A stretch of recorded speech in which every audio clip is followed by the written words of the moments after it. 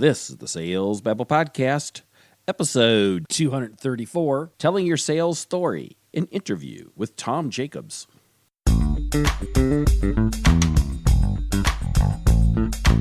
Welcome to Sales Babble, the podcast that shares selling secrets for non-sellers. And now your host, Pat Helmers. Hello, Sales Babblers. This is Pat Helmers.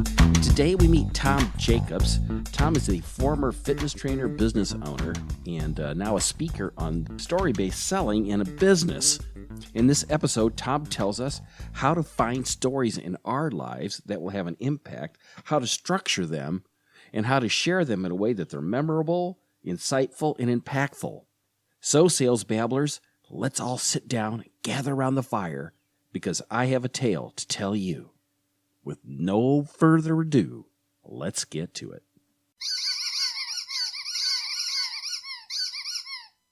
Welcome, Tom. Are you ready to babble?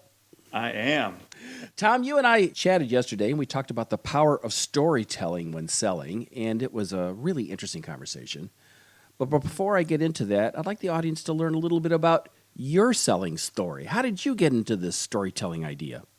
Oh, that's a great question, and one that I absolutely love to answer, because I have a really odd way of getting around in my business. So I graduated from college with a degree in theater, and after quickly realizing that I couldn't, make any money doing that, and live indoors and eat, I quickly decided to go into corporate America. And I did that for 12 years, working in oil and gas, and brought me down here to Houston. And along the way, I got overweight. And then I got fit. When my doctor said I had high blood pressure, high cholesterol, and I was 40 pounds overweight, and I needed to make a change, I decided to do that. And so I got fit. People started asking me, what's your secret? What are you taking? What are those little pills? As if it could be a pill. Exactly. What's the shortcut? Of course. So I started educating people on proper nutrition and exercise, because that's the secret, is eating right and exercising. So I became a personal trainer, and then opened up my own personal training facility, and that was in 2008. And ran that for 9 years. And last year I sold that personal training studio, and decided to concentrate on helping other entrepreneurs that probably have gone through a similar situation as myself. For instance, 6 months into opening my studio, which again was in 2008, the height of the recession. Who goes into business in 2008? Right? That was a terrible time. Oh, my goodness. I remember my son graduated from college that year, got a job, and was laid off within 3 months. It was terrible. Yeah. Oh, my goodness. Awful time. But I decided to dump out my 401k, invest everything I had, and borrow money to open up this fitness center. And within 6 months... Bold decision. Right, exactly. Yeah, not too bright, but because in 6 months I was broke financially, mentally, physically, and it was a really, really difficult time in my life. And at that point, I had to make the hardest phone call of my life, and that's when I had to sit at my desk, look at my numbers, and then call my father for money. And love my parents to death. They're very supportive and all that, but asking for help is always so difficult for any entrepreneur. Yeah, right? yeah. And because we have to admit that maybe we made a mistake, or we don't know everything.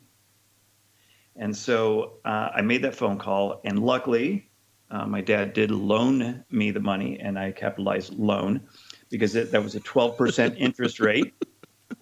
Oh my goodness, that's like loan shark. That's like a loan shark. Exactly. Well, and we're good Catholics too. I was like, "What about usury, Dad? What's that?" and I had to put my house up for collateral. And I was like, "Dad, what's up with this?" And he said, "I want to teach you an important lesson." And at the time, I was 40 years old, and I said, "Dad, I'm 40. I don't need another lesson. I need $10,000. I have rent and payroll due on Friday." And but of course, dads are always right, and I did need that lesson. And that was what got me into learning to sell with a process. Because before, people would come into my studio and I'd be like, oh, you want to work out or not? It's $60 an hour. You want to buy 10 sessions or not? And there was no process to me, identifying a need, building rapport, doing everything necessary to make the sale, which now included telling stories. And so the story of me being overweight, having high blood pressure, high cholesterol became the signature story of when I was talking to prospective clients. And I took that, and after I turned my business around, I started doing consulting work for other fitness business owners and then just regular entrepreneurs as well, to help them develop their own personal story so that they could make a better connection with their prospects. And I'm sure you found this. Yeah, in your so it's sales almost like training too. they could identify themselves in your story. Exactly. And while in my story, I point out kind of a hero I was the hero of my own story because I'm the one that had the challenge in my business. The challenge was understanding sales, and I overcame that challenge with a business coach, somebody that I trusted to help me with learning how to sell, how to tell stories, and how to really capture the sale. And then, I had challenges along the way. I was selling a lot. And at the, the second year of business, I grew like 400%. I went from, $100,000 in sales to almost $500,000 in sales. In a year? In 2 In a years? year. Wow. Yeah. Okay. I spent 490 of it. So I was on the selling. business? Exactly. Oh, so your margins, you had pretty thin margins. Very thin margins. I didn't understand that. But I was selling all day long, every day. I'd go into a consultation room and I'd leave with a contract in hand. And all my trainers, they're like, all right, we're busy. And they were making more money than I was, and they're really happy. But, I had to learn to change all that around. And so, I tell these stories now when I'm talking to prospective customers and clients as a way of building that rapport with them, being more human, and building that trust that I've been there and done it. So how did you turn that around then? How did that work out? Yeah, turn the Did it work out, or that's why you sold the business? No, it did. No, it did turn around. So, I divorced myself from the whole emotional aspect of the business. I wanted to be everything to everybody. So I became very concentrated on 2 lines of business that we were very good at, and got rid of all the other stuff that just wasn't making any money. And so, while I was before I made that change, I was doing about 40,000 a month in gross revenue, but only was making 1,000 in net. And then after I made that change, I increased rates. I got rid of what wasn't making money, what was actually costing me money. The next month, I made 30,000 in gross, but I netted 10,000. Wow. So from 2% to 30% net income. Nice, nice. That's a no-brainer. Work less, make more. So let's dig into this. What is your process then? For our listeners, what's the process you use for sharing stories when selling? Yeah. Great. Yeah, that's actually the very first thing that most people say is, I really don't have any good stories to tell of my own life. And I call BS on that all the time, because everybody has a story, why they got into business, why they love to help people. And so what we'll do is we'll just go through and what I call impact moments of their life. Let's jot them all down. What are some impact moments that shaped who you are today, as small or as big as you want to make them? Good memories, bad memories, tragedy, whatever it happens to be. Let's just get those all down on paper. So after we do that, then we go through those together, because I want to, obviously understand a little bit more of my client's kind of psyche. And then we figure out which top 3 are the most emotionally charged for the client. So the ones that they're either really embarrassed about, or they just like, this just really brings up a lot of emotions in me. And those are the ones that I really lean into, because those are the ones that are going to make a better connection and make you more vulnerable in front of your audience, whether the audience is one person or 1,000 people. So once we do that, then we go through a process of just writing out the story and using just the typical hero's journey. What's the inciting moment? What led up to that? What were the challenges along the way? Who helped you out? Who were the villains in the story? And then what did you learn from that? And then I add another piece on there is, what do you want your audience to learn from that story? And so that's how we kind of create that story together. Everybody loves a hero. Yeah. And everybody wants to be the hero. Mm-hmm. And if you can get your audience to see themselves in your story, then you have them. And that comes with detailing the story out. So a lot of people will start a story. Well, it was a beautiful day. I said, what day of the week? It was a Tuesday. Was it raining or sunny? It was raining. Well, like how heavy? Was it just a drizzle or was it raining buckets? Mm-hmm. So all those little details will get people to really imagine that in their own minds. And there was a study done at Princeton on storytelling, and what they found is that they were doing fMRI, functional MRI, on the brains of both the storyteller as well as the participants. And so they were looking at the activity in the brain. And what they found is when they were telling a story, the same parts of the brain were lighting up in the storyteller as with the people listening. It was just fascinating study.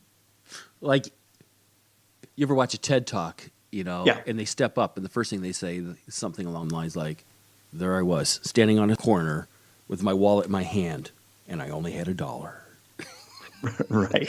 Exactly. And they like, what? They don't say, hi, I'm Pat Helmers. I'm from Sales Babble, and I do this, that, and the other thing. And then I'd like to tell you, it'll do that. They just like jump in the story. Exactly. And that's what's going to get attention. One of my clients, she was asked to give a talk on customer retention. And so we started working together and, figuring out what her impact moments and all this. And it ended up that her mother and her husband died a day apart of each other. Oh my goodness. Her mother, it was completely tragic. And her mother was kind of sick, so it was not too unexpected. But then her mother died on one day, got the phone call from the nursing home that she had passed. And then the next day, 2 state police officers showed up at her door to tell her that her husband had been killed in a helicopter accident. Completely devastating story. And she was like, Tom, I have no idea how this is any way relevant to customer retention. I said, well, let's go through, what is it that you're ultimately selling to these people? And she's a send out cards representative. So she wants, people to get the business greeting cards. Yeah. And so was going through the whole process of how businesses reached out to her in this time of need and sent her condolence cards. And she saw the power of the card and how when she saw different businesses and how they reached out to her, she was like, I was much more loyal to those businesses after that event. That's how you retain customers. I was like, see, there you go. That's your connection right there. And usually when she would do her talks, she would just give this is why you need to do it, and this is how you do it, and it was pretty boring. She said that when she came up with her, and we do this impact sentence, so it's the first inciting moment, just like what you said with the TED Talks. She got up there, and she noticed immediately everybody put down their phones, and all eyes were on her for the entire hour presentation. What's her impact statement? I forget what it was. I think it was, can you imagine having your mother and your husband die a day apart? Ugh. It's tragic, but it's also awesome for a statement. Yeah. Exactly. Who's not going to pay attention to that? And after, when she was done with the presentation, she said she had a line of people waiting to talk to her, many of them in tears. And she got more speaking gigs out of it. She signed up like 5 times more clients than she normally does at a speaking gig. And that's really the power of the story, is creating that connection, so that connection with the audience, but also connection to what you're selling as well, so that you can use that story to really build your business.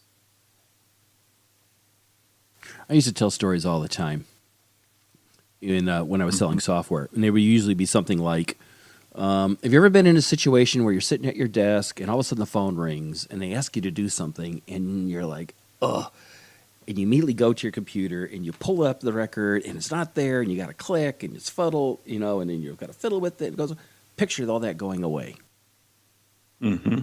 With our system, you go click, click, click, and there it is.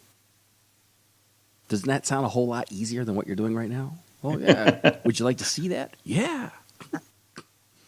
Absolutely. And you would tell these stories over and over. We once had a customer just like you. They were in a similar situation, and it was extremely frustrating for them. And you just start off the conversation like that, and they lean in.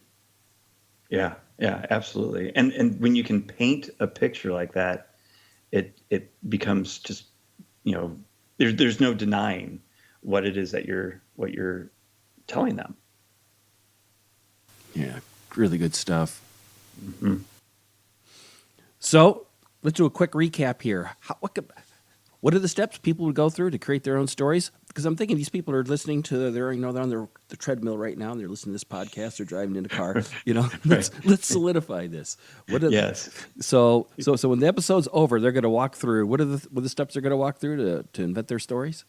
Yeah. So first is document all the impact moments in your life. So whether it's a small moment that created some type of change in you, why you're in business, why you're selling what you're selling, but impact moments, as big or as small as they might be, just document them all. Okay. Once you have that list, what brings up the most emotions for you? So pick 2 or 3 that are very emotionally charged. Gotcha. Number 3. Once you have those 3, then detail out the story. What was, where were you? What was the weather like? What clothes were you wearing? And, all the details with that story. Who helped you along the way? What challenges that you had? And what learning did you have? And then what learning do you want your audience to have from that story? So if people look up the hero's journey, there's tons of information on the web about the hero's journey. It's kind of a common story structure because it works. I mean, every movie in Hollywood is made with, or any good movie is made with the hero's journey. Yeah. Excellent. And then just start practicing and see how people react to it. I love it. Tom, how can people find you online? Yeah, I'm on Instagram at Impact Pilot. All right. So IMPACT Pilot, PILOT. On Facebook, Tom Jacobs, and that's JACKOBS. And of course on the web, tomjacobs.com.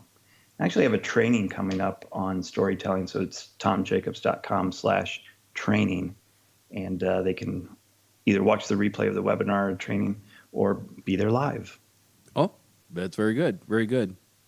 Are you on LinkedIn? I am, again. That's where most of us are at. That's right. Again, I'm the only Tom Jacobs with that spelling, JACKOBS. So it's pretty easy to find me. Yep. I know that's true. There's lots of other Tom Jacobs, but not with K's. Nope.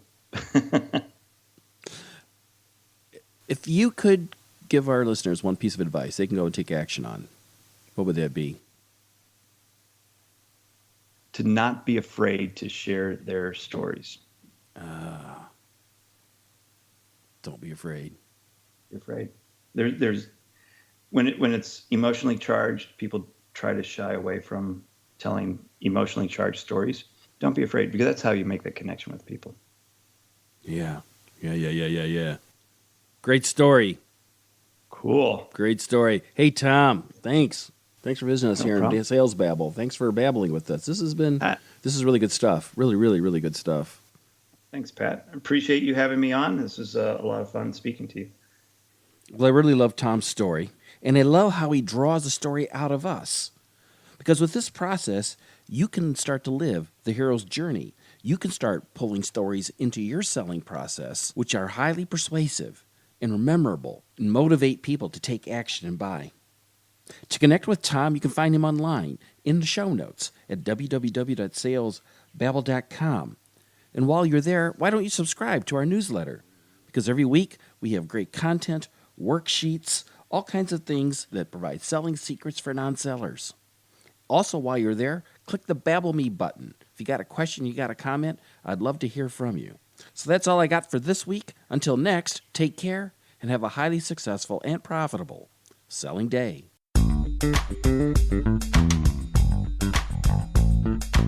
Thank you for listening to the Sales Babble podcast. Find us at www.salesbabble.com.